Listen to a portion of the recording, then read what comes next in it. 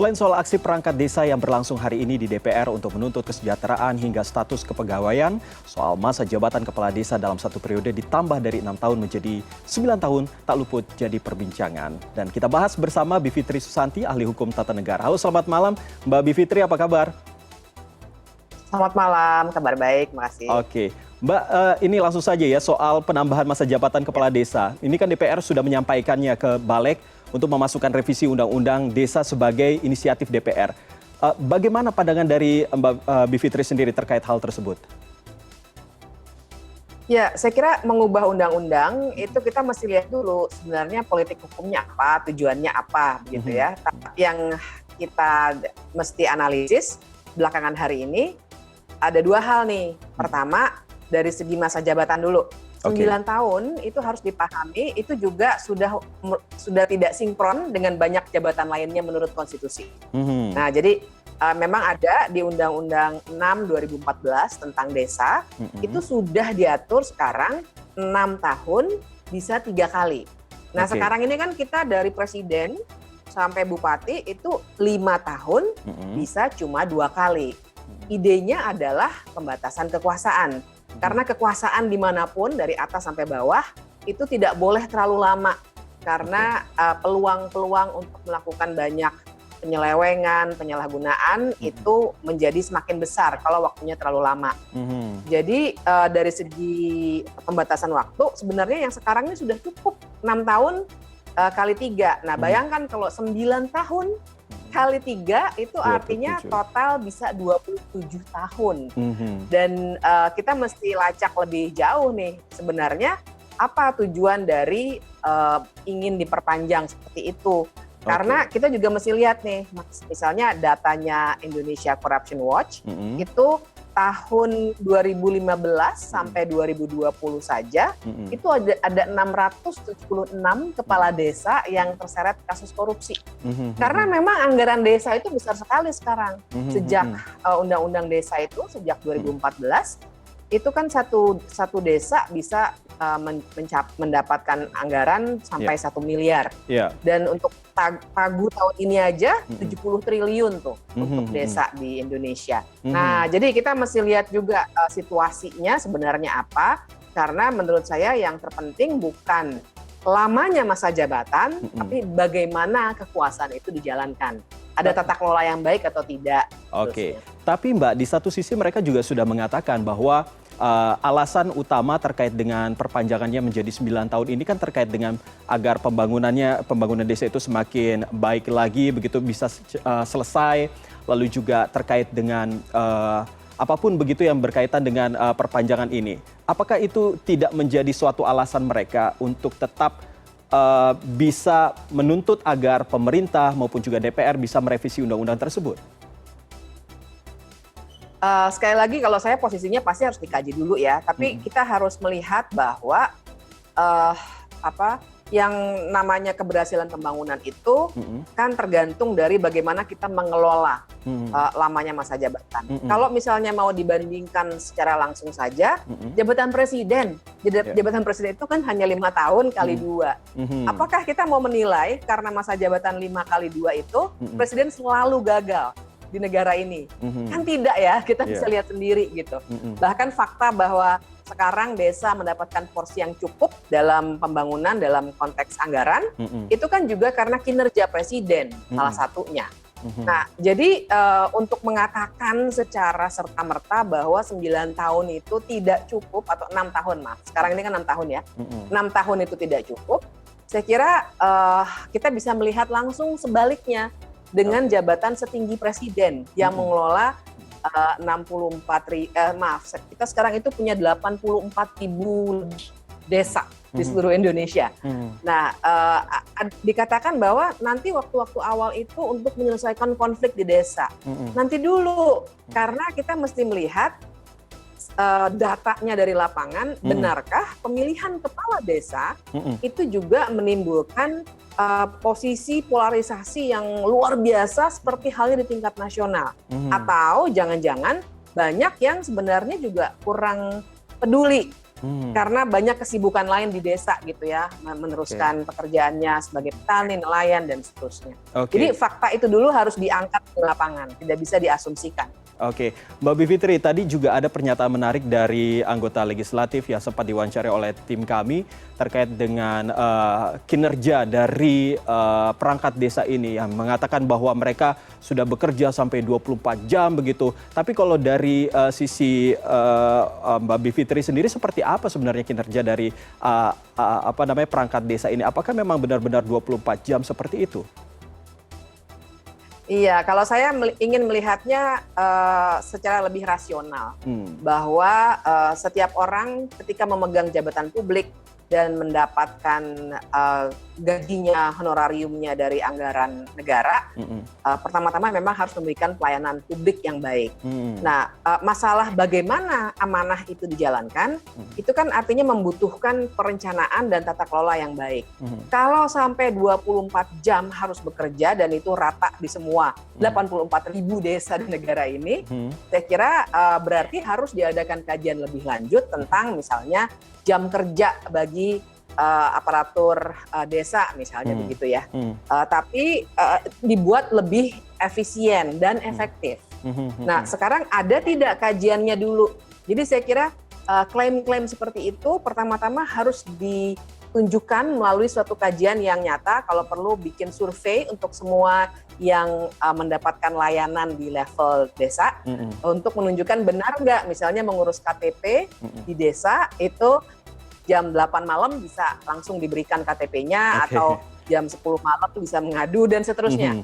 Kan kita belum tahu nih datanya, baru klaim 24 jam kerja. Tapi kalaupun itu terjadi, berarti ada soal di cara mengatur bekerja yang efisien. Jangan-jangan 24 jam karena paginya ngopi dulu, misalnya begitu ya, atau pulang dulu ke rumah misalnya. Kita nggak tahu, saya juga nggak mau menuduh.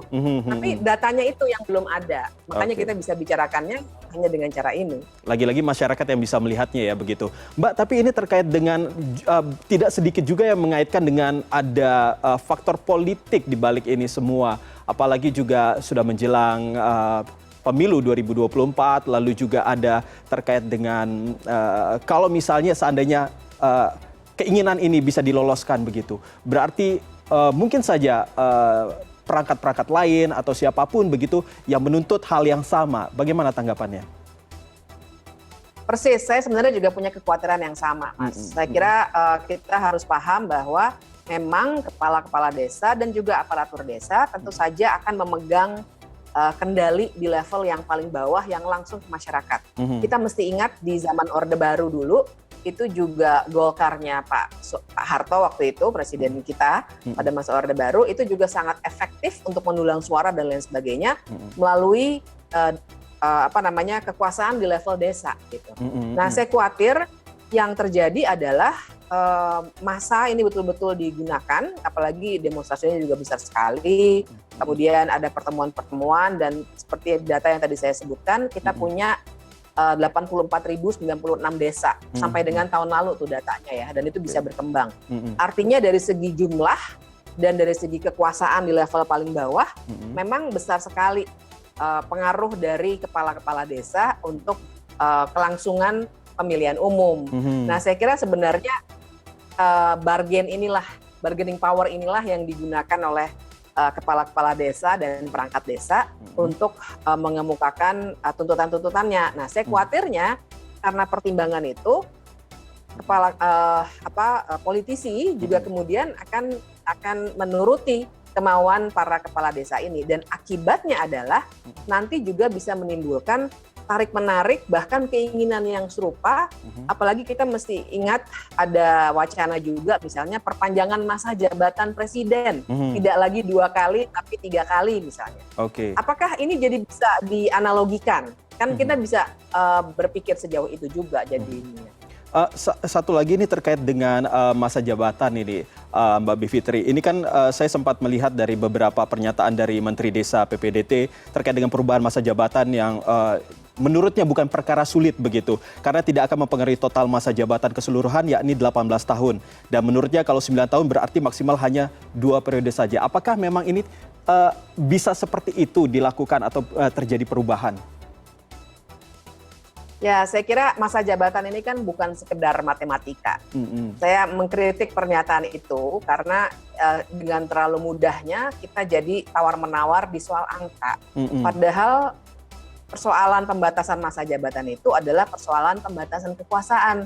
Dan pembatasan kekuasaan itu kan bukan cuma soal kemungkinan penyalahgunaan ya, tapi juga bagaimana caranya supaya di sebuah desa atau negara begitu, itu juga terjadi sirkulasi kekuasaan gitu. Kan kita pengen nanti anak-anak muda, banyak inovasi baru, dan lain sebagainya, yang nggak akan terjadi kalau kekuasaan itu terlalu lama. Nah, jadi saya kira hitungannya jangan matematis seperti itu, nanti jadi sama saja dan seterusnya. Tapi betul-betul kita harus hitung dari aspek dampaknya pada demokrasi bahkan di tingkat desa. Oke, Mbak Bivitri, ini menarik juga soal tadi yang disampaikan Mbak Bivitri terkait dengan dana desa, korupsi, dan lain sebagainya. Nah, sebenarnya kan kalau kita ketahui bersama bahwa untuk gaji yang diterima oleh kepala desa itu kan minimal sekitar 2,4 jutaan begitu ya. Apakah ini yang menstimulus terjadinya aksi tersebut? Lalu juga apakah ini cukup sebanding dengan kinerja mereka? Ya, saya kira itu kalau persoalan gaji, kemudian kaitannya dengan skema penggajian aparatur sipil negara, memang butuh kajian khusus. Biasanya itu kalau di sektor swasta itu kan ada kajian mengenai KPI-nya ya, Key Performance Indicator-nya. Kemudian kajian mengenai load kerja mereka di sektor swasta. Harusnya di sektor pemerintah juga seperti itu dulu ada kajiannya. Nah, sehingga berapa seorang perangkat desa atau kepala desa itu digaji juga harus punya perbandingan dalam struktur penggajian aparatur sipil negara yang dikaitkan dengan anggaran negara kita. Jadi saya kira juga tidak fair kalau kemudian kita klaim-klaim saja ini terlalu kecil, ini terlalu besar. Kajiannya dulu yang harus dilakukan, dan sekali lagi berangkatnya jangan dari sekedar membandingkan antara satu jabatan dengan yang lain, tapi dilihat dari kinerjanya bagaimana. Apa sih pelayanan publik yang harus dilakukan? Ya tadi kalau kita di sektor swasta KPI begitu ya, itu harus dilakukan secara serius karena kita juga mau desa itu juga profesional. Baik, tentunya tidak hanya soal masa jabatan ini yang dituntut oleh perangkat desa ini, tetapi juga ada soal status mereka sebagai kenapa tidak diangkat sebagai PNS begitu. Tapi nanti kita akan membahasnya usai jeda, Mbak Bivitri. Anda masih di CNN Indonesia Connected dan kita masih lanjutkan pembahasan terkait polemik masa jabatan kepala desa. Masih bersama saya ada Mbak Bivitri Susati, ahli hukum tata negara. Mbak Bivitri, menyambung pertanyaan saya tadi, ini kan tidak hanya kepala desa, perangkat desa dalam hal ini yang mendukung kinerja kepala desa juga menuntut soal kejelasan statusnya. Nah, bisa nggak diangkat jadi PNS? Nah, itu kalaupun itu mau dilakukan, pasti harus melakukan itu dulu ya, perubahan undang-undangnya dulu. Karena memang ada dua nih undang-undang yang mesti kita lihat. Yang pertama adalah undang-undang tentang pemerintahan desa tadi tahun 2014. Kemudian ada juga undang-undang tentang aparatur sipil negara. Nah, kalau menurut undang-undang aparatur sipil negara itu memang jabatan-jabatan yang elected, yang dipilih, bupati, wali kota, gubernur, itu mereka semua bukan ASN, tapi mereka pejabat negara. Nah ya, tapi jadi saya kira keunikannya memang di situ. Kalau kepala desa mereka juga dipilih, tapi tentu saja saya kira bukan pejabat negara konteksnya. Nah, kalau pertanyaannya bisa nggak undang-undangnya diubah? Nah, saya kira ini yang butuh kajian dulu. Kita mungkin mesti bertanya dulu, misalnya kepada kepada kementerian-kementerian terkait yang terkait dengan misalnya Kementerian Pan-RB ya, yang terkait dengan aparatur sipil pemerintahan, terkait dengan Kementerian Keuangan, Badan Perencanaan Pembangunan Nasional, karena kita harus paham bahwa pengangkatan kepala desa sebagai PNS itu pasti punya konsekuensi administratif yang cukup serius. Apalagi mengingat dari segi jumlah tadi 84.096 desa ini yang kita bicarakan. Dan status ASN itu tentu saja bisa memberikan implikasi pada misalnya skema penggajian, skema fasilitas, kan banyak tunjangan-tunjangan ya kalau Iya. ASN itu seperti itu. Jangan lupa juga dengan pensiun dan lain sebagainya. Nah ini yang perlu kajian lebih lanjut. Saya kira terlalu dini bagi saya pun untuk mengatakan boleh atau tidak boleh, tapi secara undang-undang memang sekarang ini mereka bukan ASN, dan salah satunya yang bisa diperbandingkan adalah jabatan-jabatan bupati, wali kota, dan gubernur. Semuanya yang dipilih memang rata-rata statusnya bukan ASN dalam arti dia dapat pensiun dengan skema ASN dan lain sebagainya, tapi ada konsekuensi administrasi yang berbeda. Oke, berarti ini artinya bahwa terkait dengan kesejahteraan juga tidak bisa disamakan dengan ASN begitu ya Mbak? Pada saat ini memang berbeda ya, tapi itu tadi kita masih lihat skema-skemanya ya, karena kita jangan lupa walaupun seakan-akan tidak ada fasilitas seperti ASN, berdasarkan undang-undang tentang desa tadi, maksud saya tahun 2014, maka kita bisa melihat anggaran bagi desa per desanya itu sebenarnya sudah cukup besar. Nah, tinggal bagaimana tata kelolanya itu dilakukan. Jadi katakanlah misalnya dibuat skema-skema yang diputuskan secara demokratis karena juga ada perwakilan desa dan seterusnya ya. Kita bicara sekarang desa itu modelnya juga sudah lebih demokratis. Nah, misalnya disusun bagaimana supaya beberapa pengeluaran kepala desa yang memang untuk tujuan jabatannya masuk dalam anggaran yang besar itu misalnya. Itu kan bisa dilakukan sebenarnya. Kalau soalnya adalah pengeluaran-pengeluaran yang memang fair bagi seorang kepala desa gitu. Jadi kajian itu dulu yang harus dilakukan. Intinya bebannya juga semakin banyak. Tapi ini jika tuntutan ini akhirnya disetujui. Nah, agar tidak terjadi hal-hal yang tentunya menjadi problem di kemudian hari, apa sebenarnya harus diperhatikan oleh pemerintah, Mbak?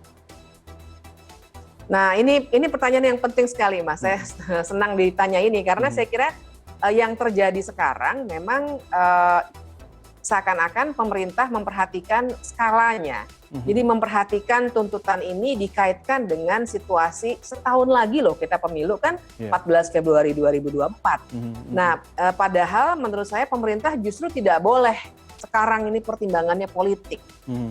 Yang harusnya dilakukan adalah kajian-kajian yang sifatnya juga terbuka begitu ya. Jadi kita semua bisa melihat datanya.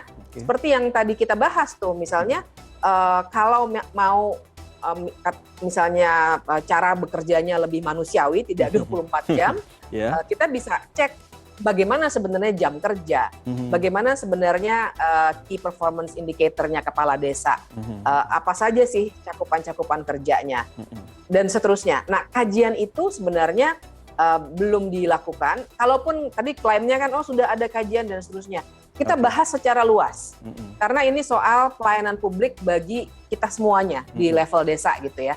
Sehingga memang pembuatan ini semua harus partisipatif, tidak boleh hanya sekedar tawar-menawar politik menjelang 2024. Baik, tentunya sama-sama kita menunggu bagaimana keputusan dari pemerintah nantinya, apakah benar-benar bisa menjawab semua pertanyaan dari para perangkat desa maupun dari masyarakat, dan juga bisa memenuhi apa yang sebenarnya menjadi harapan masyarakat kalau misalnya melihat mereka benar-benar bekerja sepenuh hati 24 jam dan lain sebagainya. Terima kasih Mbak Bivitri sudah berbincang dengan kami pada malam hari ini. Selamat malam, Mbak. Terima kasih.